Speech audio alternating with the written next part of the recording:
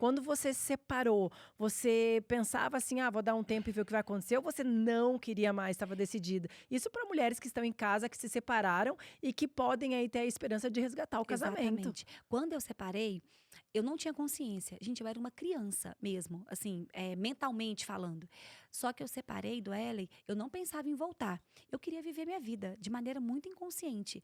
Eu fiquei com muitos homens. Ele Recuperando o o tempo tempo perdido. quantas mulheres escutam isso, Não, o gente? homem também, Aqui, é você a casou. vida. Gente, e outra coisa, as amizades que você tem na época vão formar muito as atitudes que você vai começar a ter. As minhas amigas também falavam: "Ana, você tem que cuidar da sua vida agora, vai viver o que você não viveu, você casou com 19, 20 anos, então tá tudo bem você querer viver a sua vida agora", Meu sabe, assim, Deus. querendo ainda passar panos quentes diante de uma decisão. E você é Eh mesmo, eu né, falei: tipo "Nossa, é verdade, eu tenho que viver minha vida mesmo, Nós né". somos atraídos pelos Olha, desejos dos nossos corações. não, olha aí, exatamente. Aquilo que eu desejo é onde está inclinada a minha vontade e que traz a minha intenção de vida mesmo. Olha a tamanha inconsciência que eu vivia e fui viver minha vida. Ele não, o Ellen, ele sempre foi muito família. Então ele não queria se separar, tanto quando eu mandei ele sair de casa, ele voltou e ele falou pra mim, falou: "O meu lugar é do lado da minha esposa e do meu filho". E eu falava ele o quê? "Que homem fraco.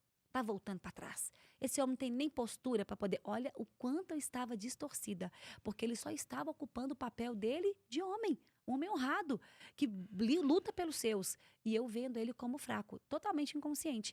Mandei ele embora de casa e fui viver a minha vida. Ele não se relacionou nesse tempo. Eu saí pro mundo. Inclusive, eu fiz ele sofrer muito, sabe? Eu fiz ele viu muitas coisas que o magoaram, ele acessou muitas coisas que feriram o coração dele na época, e eu fui viver a minha vida.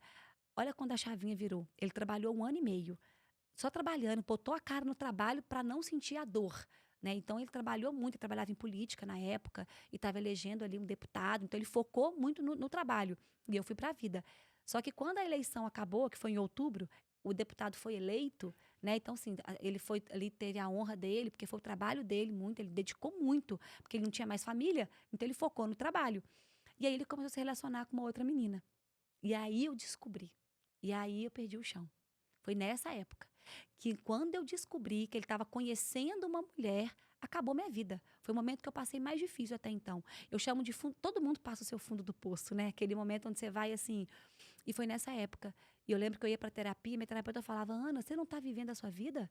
Ele tá certo de viver a vida dele". "Não, eu não quero que ele viva a vida dele". "Mas você quer voltar pra ele?". "Também não quero". Olha o tamanho egoísmo, olha a tamanha inconsciência. porque no fundo talvez você olhasse e falasse: "Agora ele vai fazer uma família que eu sempre quis ter", porque no fundo a gente sempre Exatamente, quer ter, né, e exatamente. eu vou ficar para trás. E eu não tinha essa consciência, né, de que era como se fosse, uma culpa, sem saber como resolver, entende? Assim, eu não queria que ele vivia aquela maneira, mas também não queria ele comigo, porque eu não estava resolvida comigo mesma.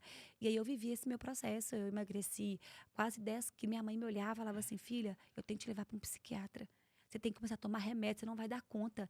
E eu realmente fui para o fundo do poço, chorava muito, eu sofria muito, foi muito doloroso para mim. E eu orava, foi quando eu fui buscar o Senhor, foi quando ele se apresentou para mim.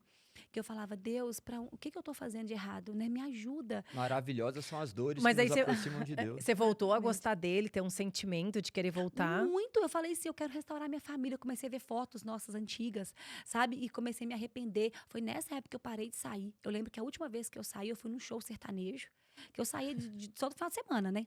E eu fui num show sertanejo com as minhas amigas, né, e tudo. Eu lembro que eu sentei no meio-fio, no meio do show sertanejo, assim, sentei. Aquelas músicas bem convidativas para isso, né, falando: "Tá Bem cantando minha assim: vida, "Vai você viver não é, sua vou vida, você chorar. quer", aquela sofrência. Eu olhei para aquilo, eu olhava para aquele Dá povo, meus R$ 50 aí". deixa eu sofrer aqui. Eu olhava e falava: "Deus, isso aqui não me representa mais". Eu não sei o que aconteceu comigo naquela festa.